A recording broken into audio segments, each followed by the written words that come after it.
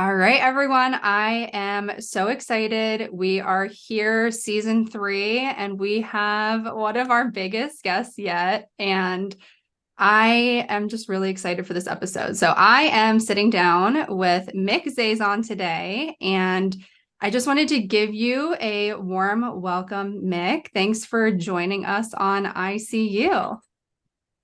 I'm so excited to be here. I know I've seen your comments on my videos on TikTok, and I'm like, I think I'm ready. I think I'm ready to dive deeper into this. You're gonna laugh because, like, please don't ever check your Instagram messages from me because I have probably messaged you at least 10 times. Like, I'm some sort of stalker, but I was like, you need to please come on my podcast. Never apologize for that, because one of the biggest lessons I learned from my mom, was to be persistent when you want something. And your persistence has made me aware of your podcast, and I'm genuinely very excited to share my story and also hear from you. Mhm. Awesome. Well, let's just dive into that. Would you just briefly introduce yourself to the audience and maybe dive into your story of being diagnosed with IC? Yeah, of course. So my name is Mik Zazon. I am a content creator and entrepreneur. I've been in the women's mental health and workout space for 6 years now.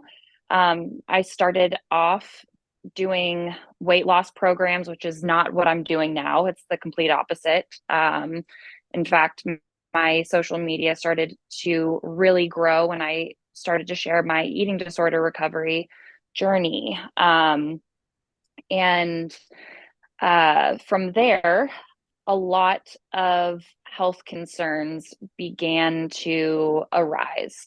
Um, Before eating disorder recovery, I have a history of childhood trauma, a history of a pretty abusive relationship that happened in high school and a little bit throughout college. Um, and I feel like when I hit my breaking point, it wasn't just the eating disorder recovery. It was like everything coming to a head and my body being like, Mik, you need to call, like, we need to actually like listen to your body here because I've been trying to tell you, I'm speaking as if I'm my body. my I've been trying to tell you how this all has been affecting you. But you had to hit rock bottom in order to get here. So, since I was 16, I had been getting pretty severe bladder infections, or so I thought. Um, Very frequently, I would urinate blood, and I just thought it was a really bad UTI. And I never understood when my friends are like, yeah, I have a UTI, and they're still going to school and they're still like able to function.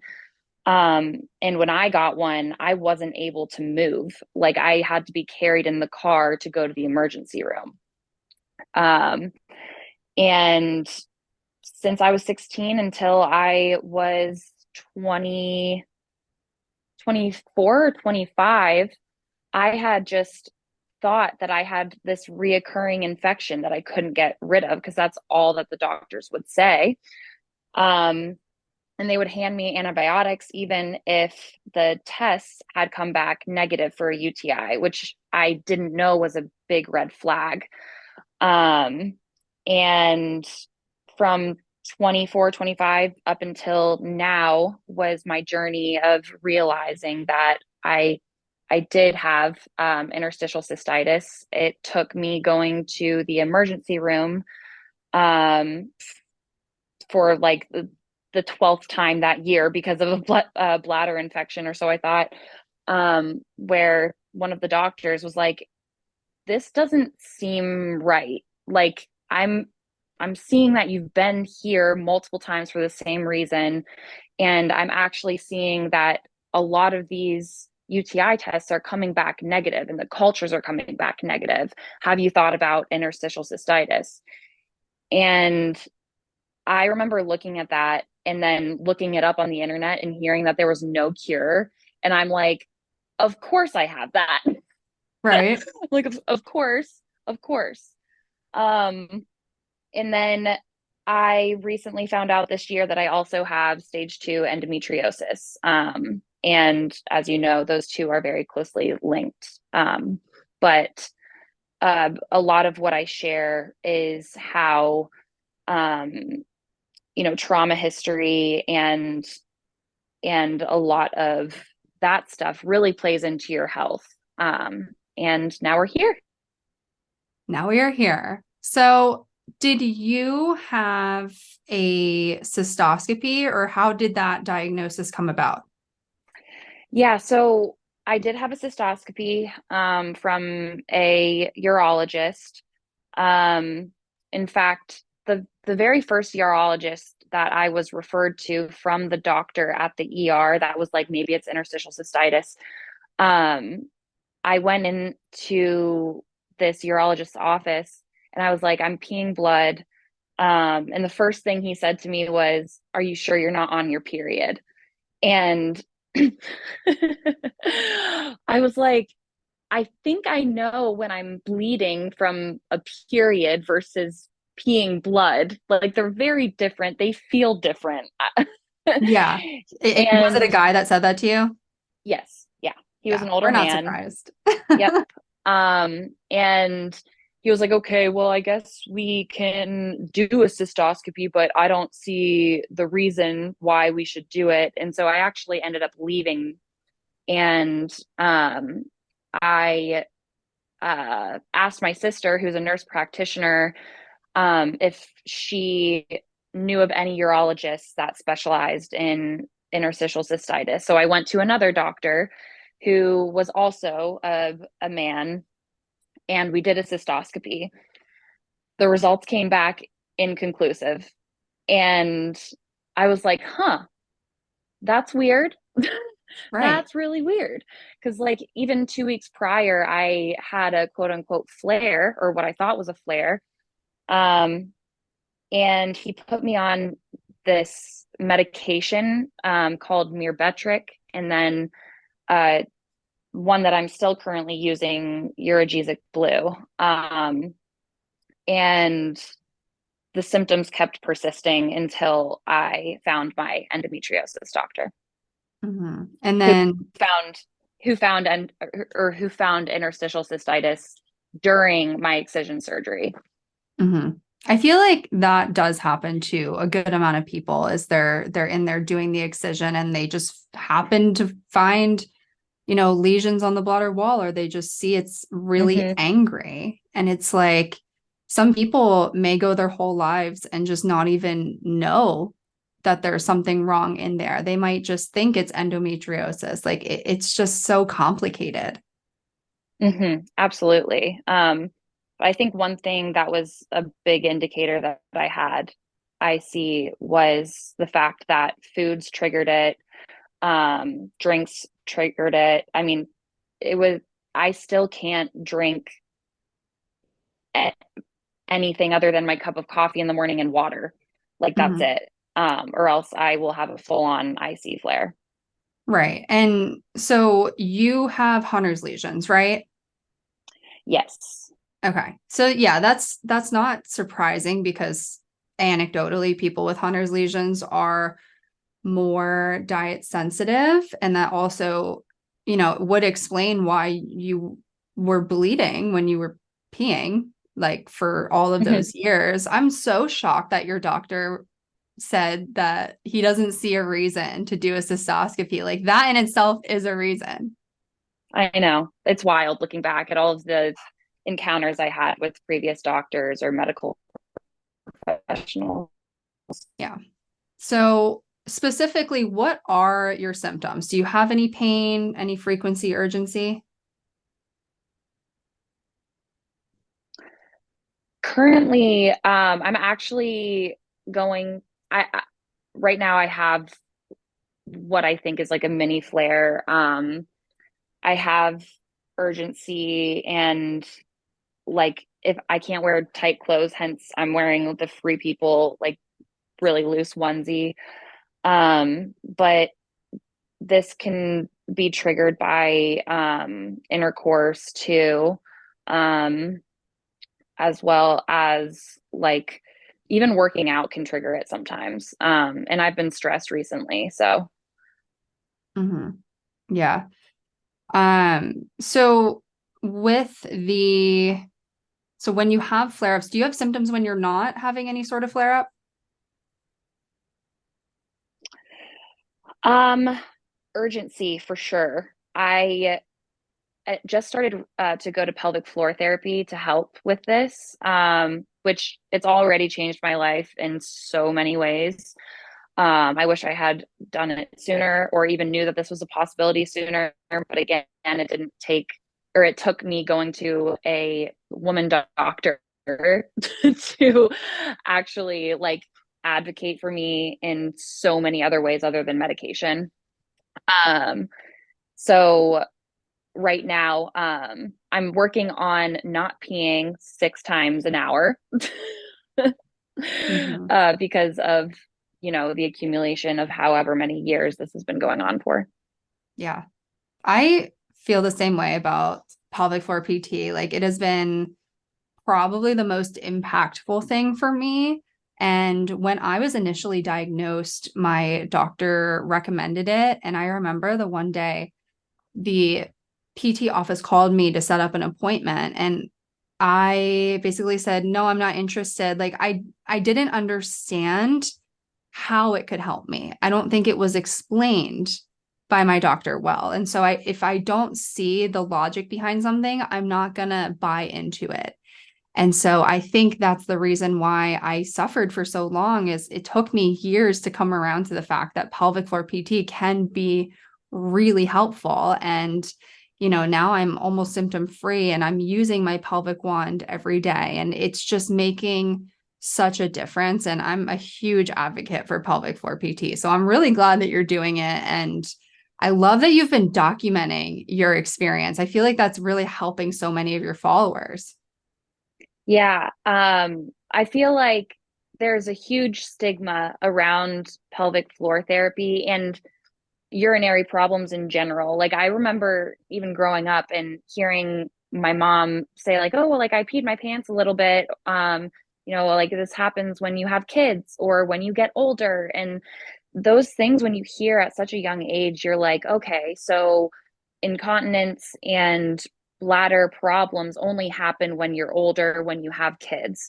And I had the same experience as you when the pelvic floor PT called. I was like, do I really need this? Like, what is this actually going to do? And then I had to remind myself, I was like, well, I've tried everything so far, so what's it going to hurt? But it's really helped me open my eyes to how many problems or to how much this can help for problems that people think are just for certain ages.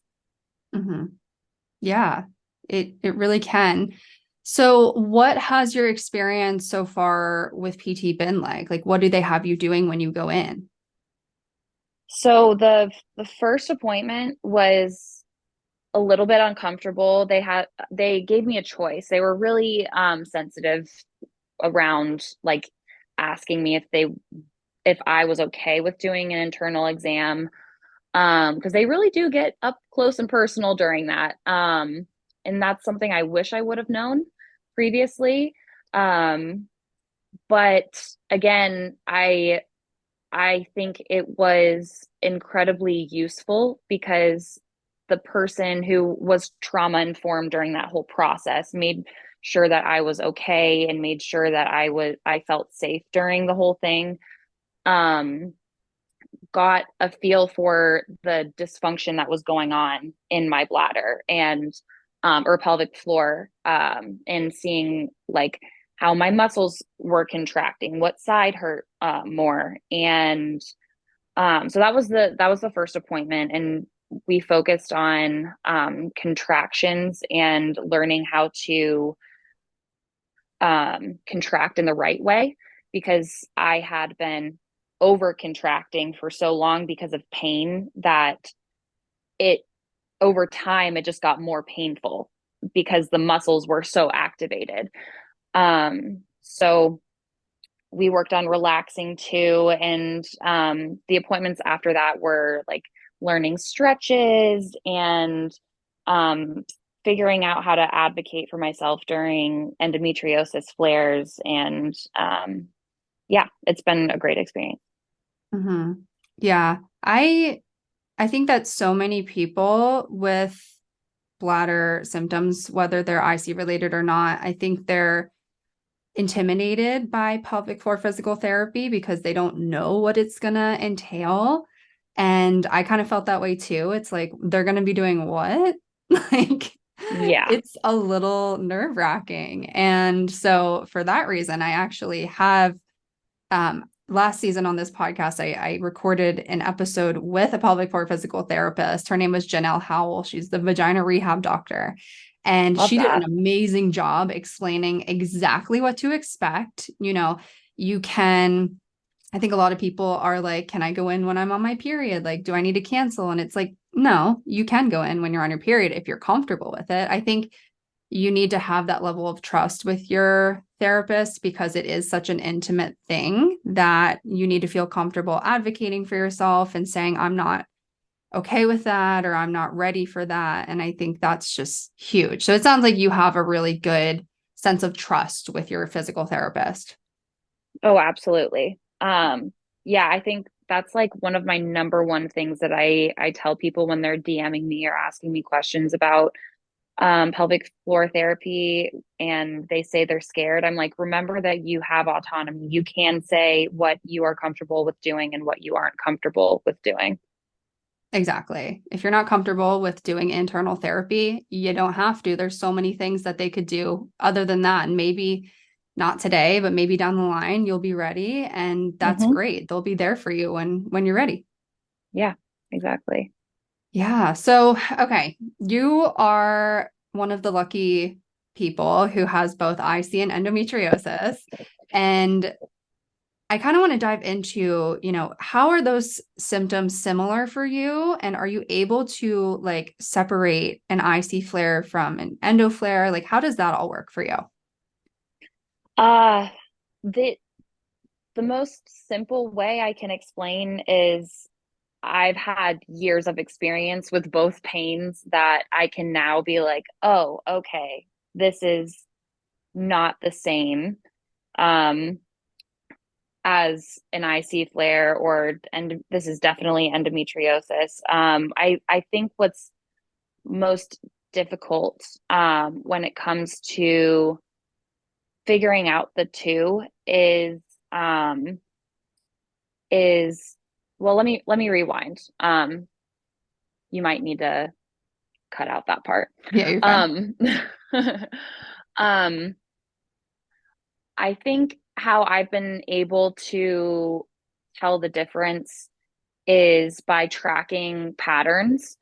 I have a sheet that I consistently refer to. It started off with tracking when I have bladder pain, and that happens typically 2 weeks before my period and lasts until I start my period. Um, and unfortunately, like also while that is happening, I also get endometriosis pain, which is more of a deeper pelvic pain, and it travels upwards in my stomach. It affects my GI. It affects like it affects my stool. It affects like everything in that way. So that's how I differentiate the two. But because they're so interconnected, I'm like, I guess I still am on this journey of figuring out like, am I trying to treat endometriosis or both separately, you know? Hmm. Yeah. Does one seem to be worse than the other, or are they both kind of equally bad? They're both pretty equally bad.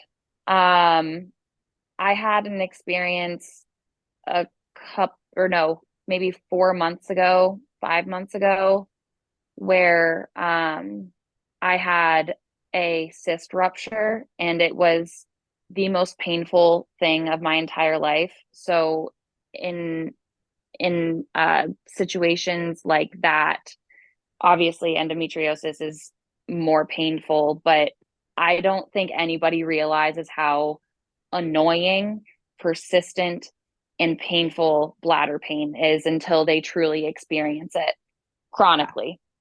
Yeah. You could be like, have you ever had a UTI before? It's like that, but every single day. Like, Every single day. ugh, I know. I always say it when my symptoms were really bad, it felt like I was peeing Tabasco sauce. Like it felt Yes. so much like fire. It was Yep. insane. It's it's truly awful. Like I can't it feels good to talk to somebody that actually like knows what it feels like. I think that's the most amazing part about social media is it connects people like us, but also my social media followers were the reason I got diagnosed with everything, That's which is amazing. crazy. They were like, "Hey, have you thought about this?" And I'm like, "Actually, no." Right. And then I found my doctor and they were like, "Yeah, you have IC and endometriosis." Lucky you. I know. So, treatment wise, you said you've been doing PT. You tried Mirbetrick. You tried one more thing that I forget. Have you tried anything else that helped? And I mean, either helped or didn't help? Um, so I haven't done it yet, but I have a new protocol for IC flares now. So this is from the doctor that diagnosed me with interstitial cystitis. If anybody listening to this is in the Ohio area, I cannot recommend Dr. Minnie more. Like she is truly incredible. Her and her entire practice, they just advocate the heck out of you, no matter what your problem is. Um, what was the question again?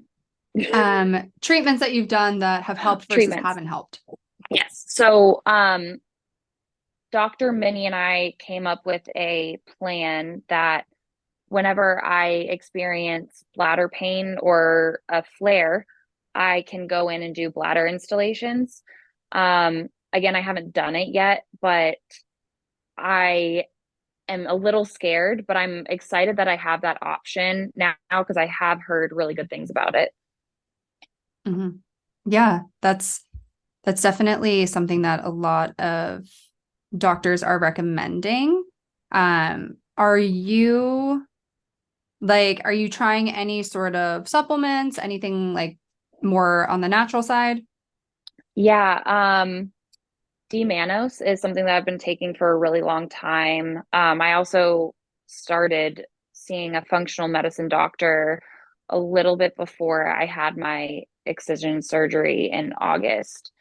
Um, and I couldn't even begin to tell you what kind of supplements I'm on because there's like, I think I'm on five. One is an electrolyte uh, dropper that I put in with my water to help decrease frequency. The other is mineral drops. And the other is for like whole entire body inflammation.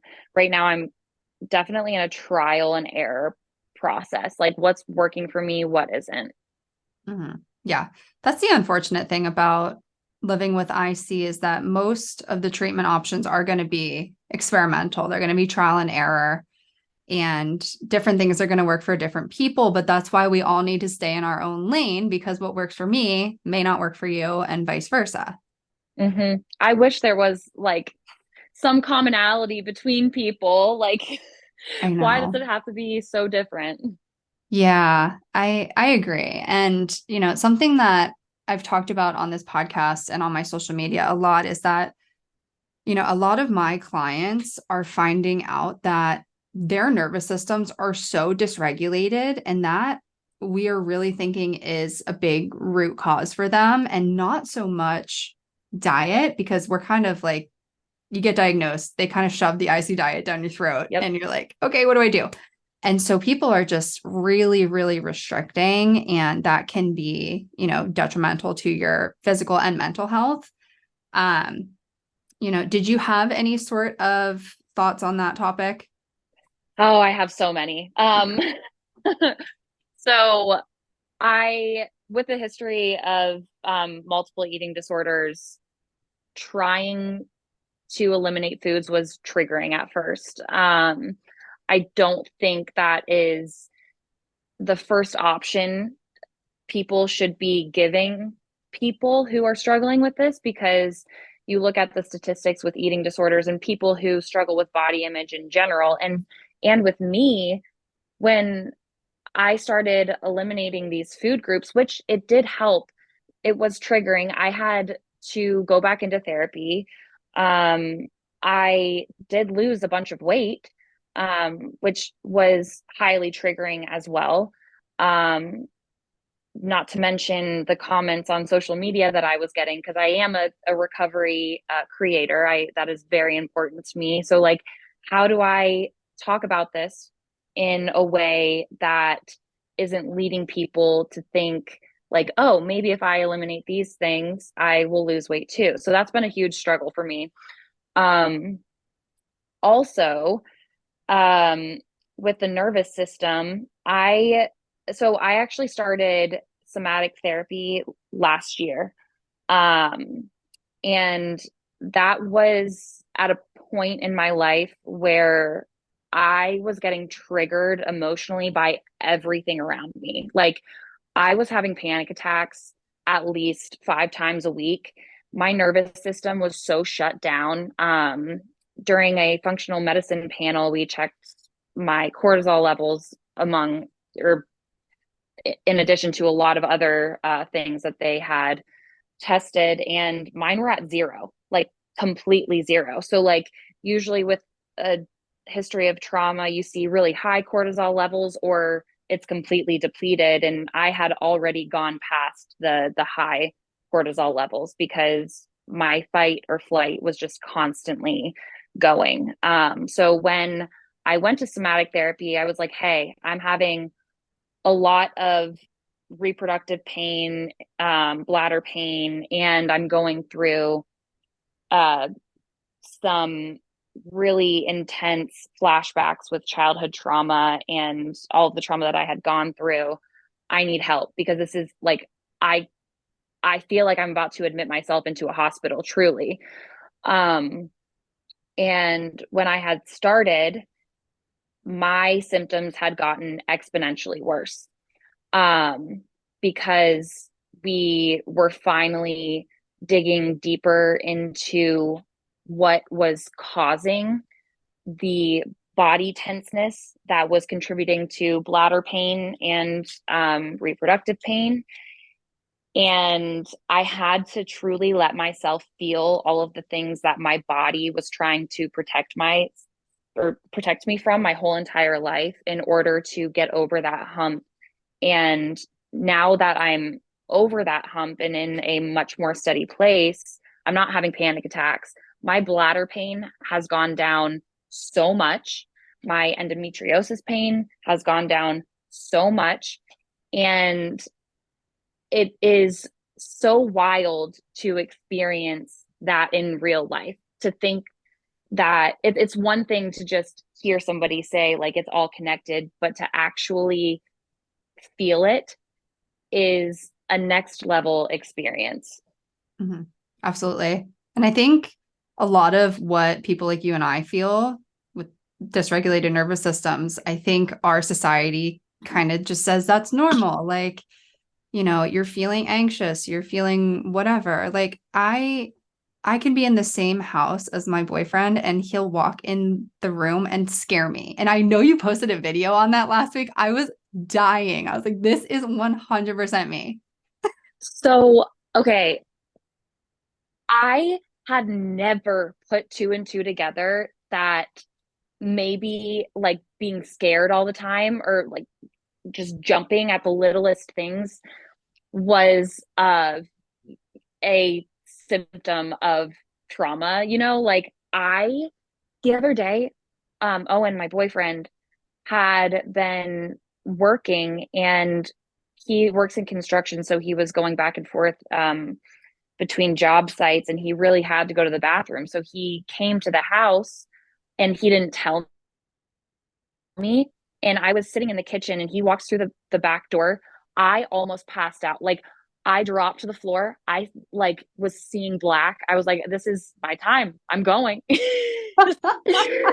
And that it's like it would be one thing if that was a one-off experience, but this happens very frequently. Like my friends have to like whistle before they walk into a room, or like let me know like, hey Mick, I'm in the other room, like I might come in. And You and the lawnmower in that yeah, video, I was dying. the lawnmower. Oh yeah. Yep.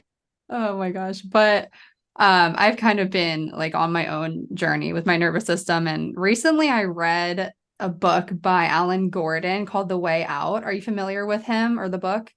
I haven't read it, but I am You familiar with the book. need to read this book. Like, I was pushing it off for a while. I had heard really good things about it, and I follow him on social media, and he makes some really great content. But I just like wasn't prioritizing time to read like educational and self-help books. I'm more of like, I want to read my fairy books because that's fun. But Mm-hmm. I ended up downloading it on audiobook and listening in the car when I was driving. And I was like, this is amazing. Like, he just makes everything so easy to understand. And that is like, I'm kind of telling everybody about it right now. I'm on that type of kick right now where I'm like, you need to try this What because is it called again? it's called The Way Out. The Way Out. Okay. Okay. Taking a You, mental note. I will yeah, read you it. will not regret that. I am tempted to like start a book club about this book. You should. So good. But yeah, if anyone's listening, I'll link it in the show notes. It's really great. Um, Another really good book is Why Pelvic Pain Hurts. And that's an even more simplified version of like what's happening with your nervous system and how it relates to pelvic pain. So really great that they have resources like that out there.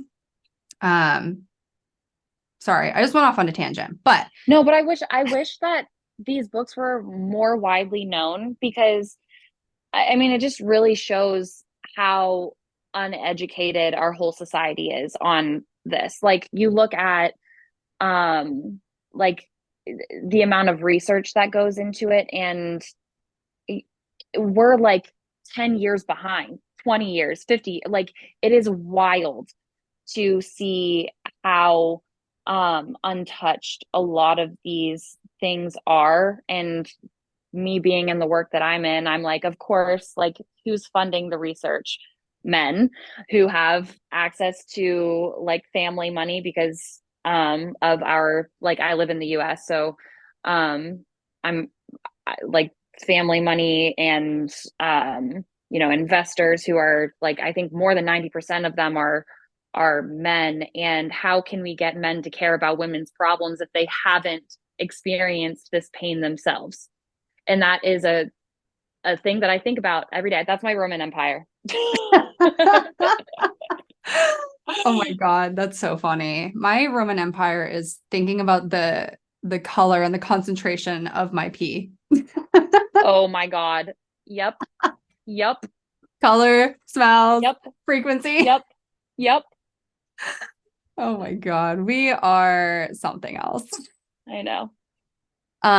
But you mentioned you have a boyfriend, so I kind of want to talk about, your relationship and how you've, um, how the both of you have dealt with your chronic illness diagnoses, and, how do you guys communicate about that? It's taken so much practice. Thankfully, with so I mentioned previously, I have a history of an abusive relationship when I was younger. Um, and I knew that my next partner, like I knew that I had to get ready myself, and like really work on myself and my own communication, to manifest somebody as great as Owen, my boyfriend, who grew up with three sisters and he's the only boy. So that definitely helps. He's used to random emotional outbursts. um, but I it's really interesting because he kind of went through this journey with me.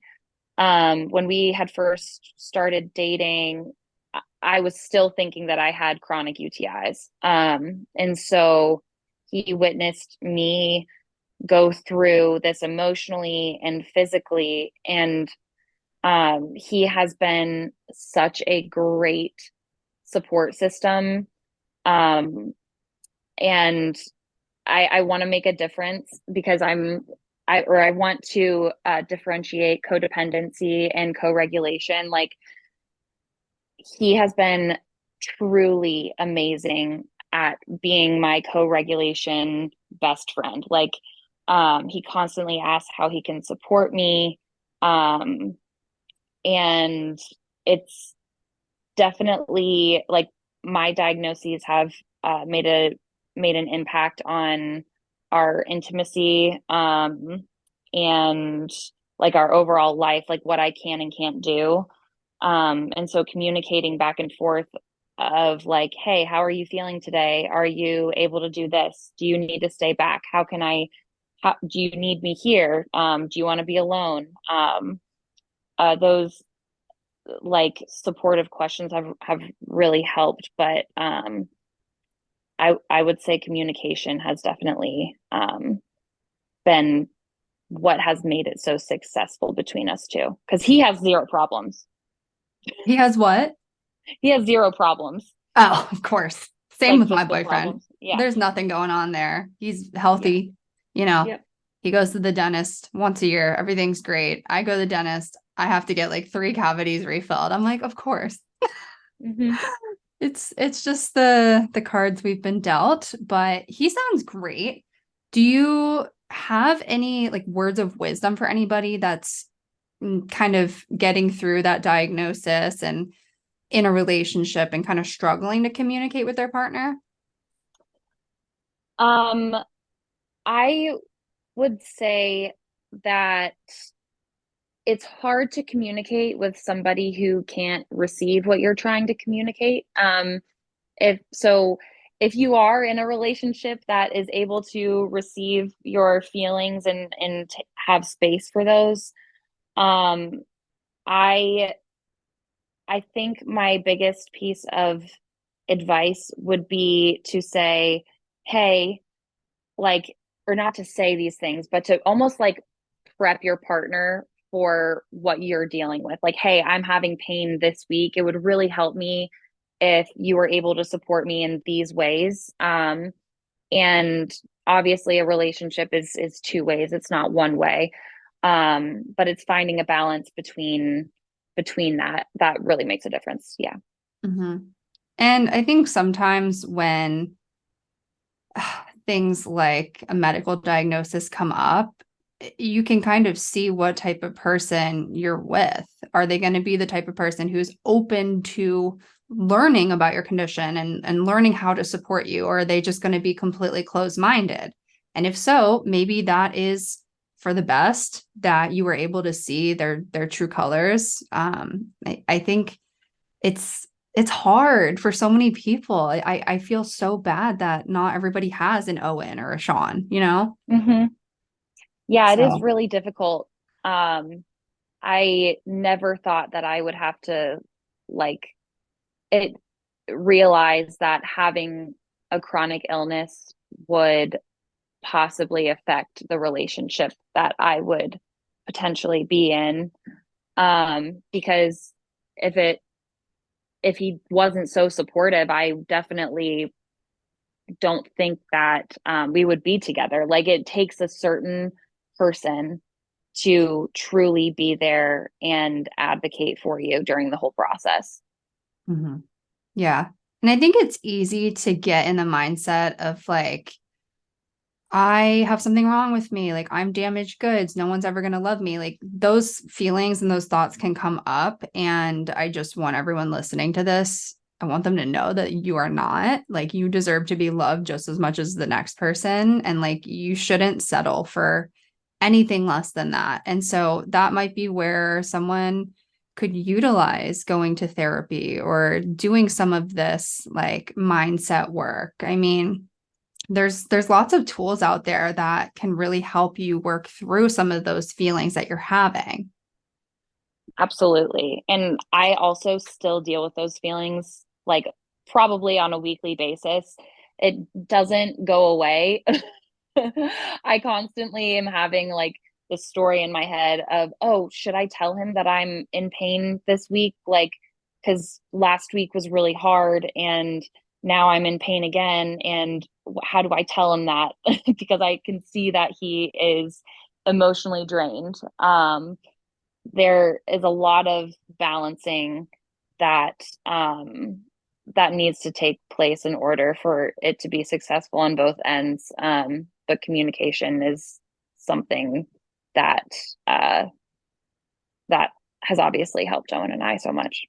Mhm. Yeah, that's amazing. I was just thinking about a quote from one of my favorite celebrities, RuPaul, who says, "If you can't love yourself, how the hell are you going to love somebody else?"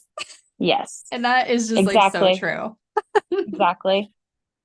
Um, love him so much. But anywho, I think those are some really good tips and pointers for navigating relationships. Um, I'm thinking let's switch gears into the whole medical gaslighting topic because I know that you've experienced a little bit of that at least on your journey with IC and Endo. Are there any experiences that you haven't shared that you want to share in terms of medical gaslighting?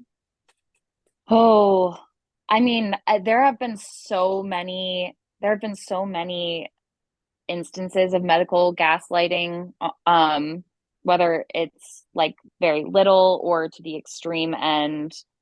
Um, so many that I probably don't even remember all of them. There was one doctor um, who he was actually my gynecologist before my current one. Um, I have PCOS too, so I found that out before interstitial cystitis and endometriosis. And this was around the time when my cyst had burst. So I was in some of the most extreme pain that I had ever been in. Um, and I had gone in there, and the first thing that the nurse practitioner said was, "Oh, you don't look like you have PCOS." And I'm like, "Okay, but I do." Right. Like, what does um, PCOS look like? I know. Um, and they confirmed with an ultrasound.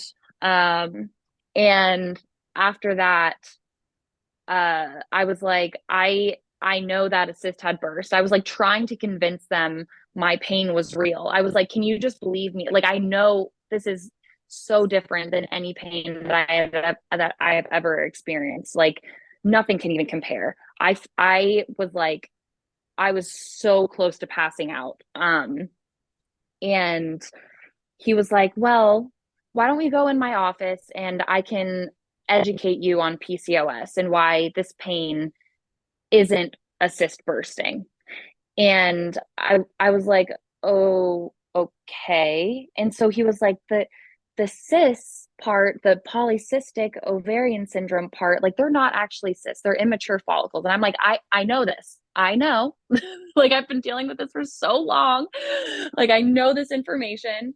And he goes, this is why a cyst has not burst. I'm like, I'm not talking about those little things in there. I'm talking about like a thing, like a massive thing had burst in there. And he was like, well, have you thought about this or this? And I'm like, I think this is a sign that I need to change gynecologists because clearly you're trying to mansplain something that I'm not even trying, that I'm not even complaining about. Like, I'm very confused here. Um, there was that. Um, and I'm trying to think.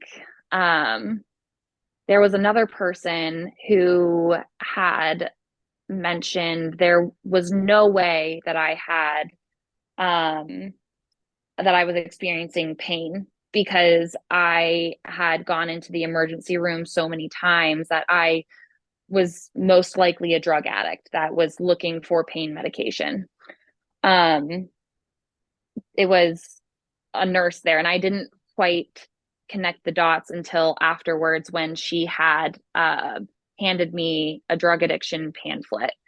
And I was like, I'm really confused here. Like, I was sitting in the hospital bed. I was like, what?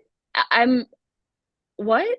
And she was like, well, every time you come in, like it shows on our records that like you've received this and this pain medication. I'm like, number one, I didn't ask for any pain medication. I asked for doctors to figure out what the heck is going on in my body. Like at this point, I can deal with any pain possible. I can, like, I can Right. withstand it. And that really, really put me in like a state of mind where I was like, well, maybe I shouldn't, maybe this is hopeless. Maybe this whole journey is hopeless. Um, and it adds to the stigma, the women's pain stigma. There are Mhm. so many instances like that that have happened. Yeah, that's so frustrating. And I'm sure the listeners are going to have their own experiences that are similar to yours and mine and their own unique ones. But it sounds like you do a great job of advocating for yourself. Like, did that come naturally or did you have to practice that? Um, I I think it either comes from my mom, who is a force of nature when it comes to like finding solutions to things. But also me just getting angry at the system and me not just fighting for myself, but like trying to make a difference for every other woman coming into these doctors' offices, being like, hey, I have this going on, and the doctors not believing them. Like, hopefully I can get it through their thick skulls that like this is real, so that if another person comes in the future, they don't ignore it. um but one of the other gaslighting situations that had happened was somebody called me a hypochondriac because I was constantly going in for problems. Like, I, you must have a mental health problem that is causing this, um, which is also very, very frustrating and adds to the narrative that women's pain is all in their head. Hmm. Yeah, that's it's just, I'm getting worked up about it just hearing this. Oh It yeah. it's crazy what we put up with, but I think it's great that, you're advocating for yourself. Do you have any tips for anybody who's listening that might be struggling to get their doctor to listen to them or going through similar So experiences? I actually have a question for you because Yeah. from I since I had gotten both diagnoses, IC and endometriosis, because I've had success in finding an endometriosis specialist who would advocate me or who would advocate for me in both illnesses. I've been referring people to find a practice that is um, is women's health focused, but also has an endometriosis specialist. What would you recommend? That's a good question. I think that's good advice. I mean, I typically recommend going more for a urogynecologist. But that doesn't guarantee that they're going to be an expert in IC and endo. I mean, you may need Mm-hmm. to have two practitioners that are willing to communicate with one another. Like that might be what it comes down to. I think it's just gonna really boil down to the individual circumstances. And it's hard enough to find just an IC doctor. It's like to find somebody Hmm. who can help you with both is probably going to be a challenge. But, I'd encourage everybody listening in that situation to just keep pushing, don't give up, do your research. Don't be afraid to call the office ahead of time and say, like, are you comfortable treating this? Like, what's your experience with this? And you're allowed to shop around for doctors and other medical practitioners. Like, that's okay. Oh yeah, absolutely. I remember feeling a lot of shame for doctor shopping because like people get such hate for that. Like, oh, like you're just trying to create a problem that isn't there.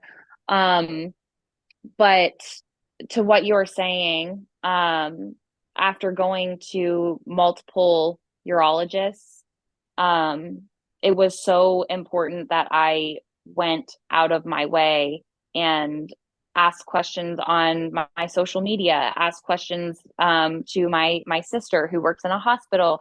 Like I was constantly asking questions um, and doing my own research. Nancy's Nook was also a great place where I found my doctor because I deal with both endo and interstitial cystitis, and my my doctor's practice has a gyno urologist as well, and I think that also helped getting things figured out in my own body. So, as you said, ask questions, be persistent, um, and it's so important to not let somebody who may have a higher degree than you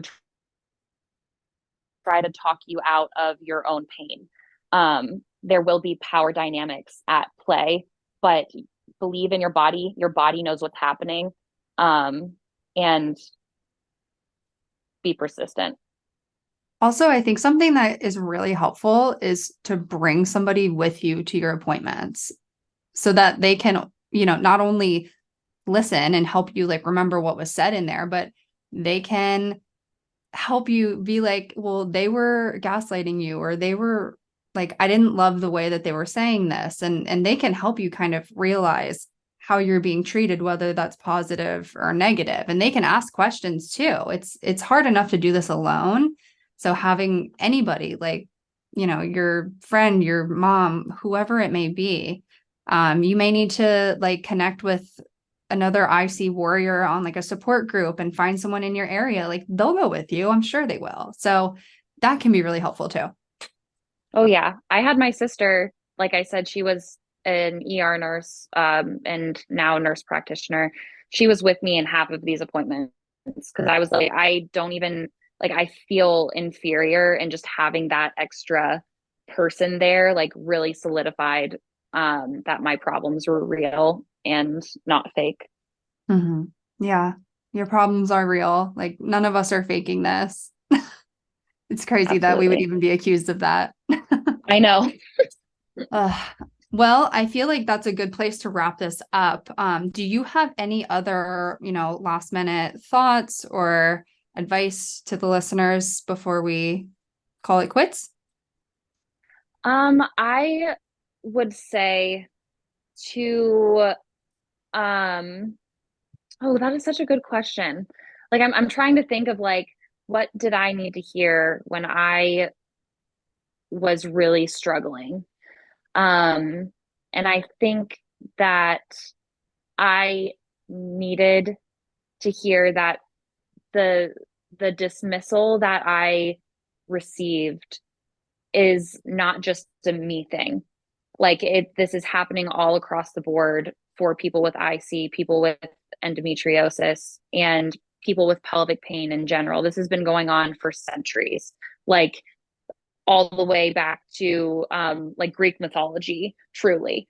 Um, and know that your voice, whether it's talking about it on social media, talking about it with your family, talking about it between you and your friends, your voice makes a difference in helping to advocate not only yourself, but for all of the other women who are going through this as well. I love that. That's amazing. And can you tell everyone where they can follow you on social media? Yeah, so you can find me on Instagram, Mik Zazon, Mikzazon. And because somebody stole my username on TikTok, I The had to add, audacity. I know, I had to add two Ks to my username. So Mikkzazon. Oh my God, that's hilarious, but annoying at the same time. I know. Well, thank you so much for coming on here. Like I said, this has been like, I have been trying to talk to you for a year now, and I'm so grateful that you were able to come in such a timely manner and, give me an hour of your time. I speak on all of the IC community when I say thank you for bringing awareness to this condition. Like, we really, really appreciate it. Oh, well, I appreciate you too.